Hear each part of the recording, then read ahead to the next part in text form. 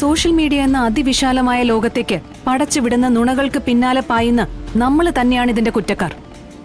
പെണ്ണൊരുമ്പെട്ടാൽ ബ്രഹ്മനും തടുക്കില്ല എന്ന് പറയുന്ന പോലെ ഒരു പെണ്ണ് ഉരുമ്പെട്ട് ഇറങ്ങിക്കഴിഞ്ഞാൽ ഏത് നിരപരാധിയും കുറ്റവാളിയായെന്നും വരും. ഈ ഒരു പെൺകുട്ടി അതിന്റെ സത്യാവസ്ഥ തെളിയിക്കുന്ന വീഡിയോ ചെയ്തില്ലായിരുന്നുവെങ്കിൽ എന്താകുമായിരുന്നു ഇയാളുടെ അവസ്ഥ? ഇതെല്ലാവർക്കും ഒരു പാഠമാണ്. സോഷ്യൽ മീഡിയയിൽ വരുന്നതെല്ലാം കണ്ണടച്ച് വിശ്വസിക്കുന്നവർക്കുള്ള പാഠം.